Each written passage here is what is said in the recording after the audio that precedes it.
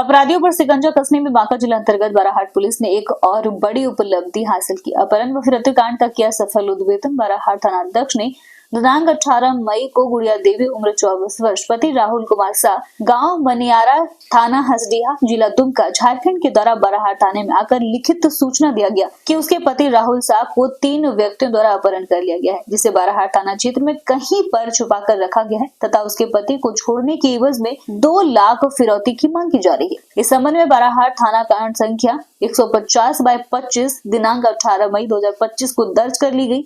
अपहरित व्यक्ति के सकुशल बरामदगी हेतु अनुमंडल पुलिस पदाधिकारी बौसी कुमारी अर्चना के नेतृत्व में वरीय पदाधिकारी के सूचनार्थ निर्देश पर एक विशेष छापेमारी टीम गठित कर पुलिस टीम द्वारा त्वरित कार्रवाई करते हुए कांड का अनुसंधान वैज्ञानिक तथा पारंपरिक तरीके से करते हुए खरहरा स्थित भागलपुर दुमका मुख्य मार्ग से 100 मीटर पूर्व बगीचे में अवस्थित एक खंडरनुमा मकान में छापेमारी की गई, जहाँ से इस कांड में अपहरित राहुल कुमार शाह को सकुशल पुलिस द्वारा बरामद किया गया तथा साथ ही इस अपहरण कांड को अंजाम देने वाले 3 कुख्यात अपराध कर्मियों को भी मौके से पुलिस ने गिरफ्तार किया, जिसके पास से एक पैशन प्रो मोटरसाइकिल और 2 वीवो कंपनी की मोबाइल सेट जब्त की गई। गिरफ्तार अपराधियों की पहचान मोहम्मद अक्कू उम्र 30 वर्ष, पेसर मोहम्मद साहबुद्दीन मोहम्मद बासिद उम्र 26 वर्ष, पेसर मोहम्मद रशीद और तीसरा मोहम्मद अकबर उम्र 29 वर्ष, पेसर मोहम्मद मुस्तकीम सभी साकिन खरहरा थाना बाराहाट जिला बांका के रूप में हुई है। 5/25 को वादिनी गुड़िया देवी द्वारा एक लिखित आवेदन बाराहाट थाना को प्राप्त हुआ, जिसमें उनको फोन के द्वारा फिरौती हेतु अपहरण का उन्होंने केस दर्ज करवाया। 2 लाख की फिरौती की डिमांड की गई थी, जिसमें वादिनी द्वारा 10,10,000 रुपये जो है वो फ़ोन पे के माध्यम से जो फ़ोन उनके द्वारा उपलब्ध कराया उस पर सेंड किया गया था। सूचना प्राप्त होने के तुरंत बाद थाना के द्वारा थाना और मेरे द्वारा वरीय पदाधिकारी को सूचित किया गया और एक संयुक्त टीम बनाकर संयुक्त छापामारी की गई। खरहरा स्थित भागलपुर दुमका मार्ग से लगभग 100 मीटर पूर्व एक खंडरनुमा मकान में छापामारी की गई। छापामारी के क्रम में जिस व्यक्ति को अपहरण किया गया था उसको बरामद किया गया और उसके साथ 3 व्यक्ति जिसने अपहरण का कांड रचा था उसकी गिरफ्तारी की गई। राष्ट्रीय लोक मोर्चा के प्रदेश प्रवक्ता सह प्रदेश महासचिव राहुल कुमार ने सोमवार को कहा कि 2026 में प्रस्तावित परिसीमन में बिहार सहित उत्तर भारत के राज्यों को उनकी जनसंख्या के आधार पर राजनीतिक प्रतिनिधित्व मिलना चाहिए। वर्तमान में दक्षिण भारत के एक सांसद को जहां 21 लाख लोगों का प्रतिनिधित्व करना होता है, वहीं उत्तर भारत में यह आंकड़ा 31 लाख तक का है। यह असमानता न केवल जनसंख्या के साथ अन्याय है बल्कि संसाधनों के वितरण को भी प्रभावित करती है। 1976 में आपातकाल के दौरान जनसंख्या नियंत्रण के नाम पर परिसीमन को स्थगित करने से सबसे अधिक नुकसान बिहार को उठाना पड़ा है। उन्होंने कहा कि अब समय आ गया है बिहार और उत्तर भारत के लोगों को उनकी जनसंख्या के अनुपात में लोकसभा और विधानसभा में सीटें मिले। पार्टी इस मुद्दे पर हर घर तक जाएंगी। मौके पर पार्टी के प्रदेश महासचिव मुनीलाल कुशवाहा, पार्टी जिला अध्यक्ष गिरीश कुशवाहा आदि मौजूद थे। 1951 में जनगणना की गई, उसके बाद 1961 में, फिर 1971 में, ये तीनों बार जनगणना के बाद इस देश के अंदर लोकसभा की सीटों को निर्धारित किया गया।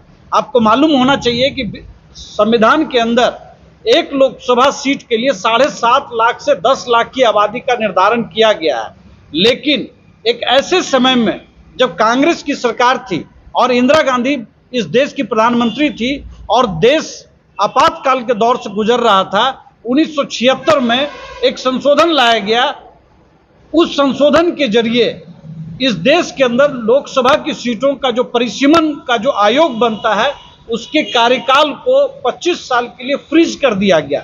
फ्रीज कर दिया गया मतलब कि 1976 से 2001 तक परिसीमन आयोग का जो संविधान के अनुसार एक वोट, एक मूल्य के आधार पर एक व्यक्ति एक वोट और एक उसका मूल्य होगा, जो हमको संविधान एक अधिकार देता है कि आबादी के आधार पर हर जनसंख्या को उसका आधार मिलेगा, उसको अधिकार मिलेगा वोट का, और उसी के अनुसार सीटों का निर्धारण होता था। लेकिन जनसंख्या नियंत्रण के नाम पे 1976 में इंदिरा गांधी जी ने बिना किसी बहस के उसको 25 साल के लिए फ्रीज कर दिया। और दुर्भाग्य से 2001 में जब परिसीमन आयोग का जब गठन 25 साल के बाद किया गया, उस वक्त एनडीए की सरकार जरूर थी, लेकिन एक गठबंधन पॉलिटिक्स का दबाव और दक्षिण के राज्यों, खास करके तमिलनाडु, केरल, आंध्रा, इन सब राज्यों का एक दबाव था उस वक्त। और बीजेपी का भी इतना सीट नहीं था कि संविधान संशोधन के लिए जो 2/3 बहुमत लोकसभा के अंदर और राज्यसभा के अंदर चाहिए था, वो नहीं होने की वजह से 2001 में भी जो परिसीमन किया गया, वो परिसीमन सिर्फ आबादियों को संतुलन करने के लिए किया गया। इससे नुकसान ये हुआ कि पिछले 50 साल से बिहार सहित उत्तर भारत के जितने राज्य हैं, उसके अंदर लोकसभा की सीटों का जो निर्धारण आबादी के आधार पर होना चाहिए था, वो नहीं हुआ। हम ये कह सकते हैं, हमने जो एक आंकलन किया है कि अगर ये परिसीमन हर बार होता तो आज कम से कम बिहार के अंदर 60 लोकसभा सीटें होती।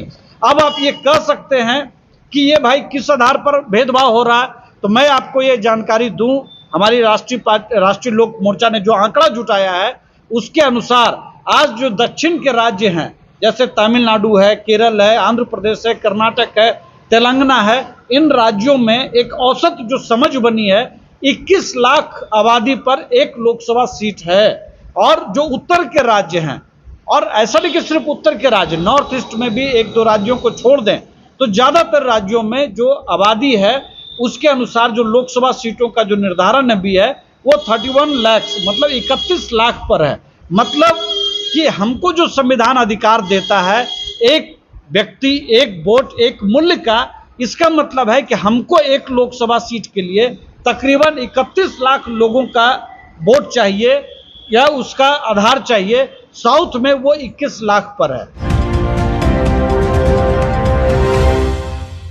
इन दिनों समाज सेवी लगातार अपने पंचायत के तमाम लोगों की मदद करने में जुटे हैं। इसी कड़ी में अर्थी उठाने को लेकर परिजनों को कर रहे हैं आर्थिक रूप से मदद। बाराहाट प्रखंड अंतर्गत बाराहाट सोंडीहा दक्षिणी पंचायत के पूर्व मुख्य प्रत्याशी सह समाज सेवी राधानगर निवासी गौतम कुमार यादव को आज अपने पंचायत के वार्ड नंबर 2 ग्राम दुबरेडी निवासी भैरव सिकदार की धर्मपत्नी की देहांत होने की जानकारी मिली। जानकारी मिलते ही पूर्व मुख्य प्रत्याशी सह समाज सेवी गौतम कुमार यादव तुरंत अपने सहयोगियों के साथ भैरव सिकदार के घर पहुंचकर मृतात्मा को शांति प्रदान हेतु ईश्वर से प्रार्थना की एवं परिजनों को सांत्वना देते हुए 2500 रुपए नगद राशि देकर सहयोग किया।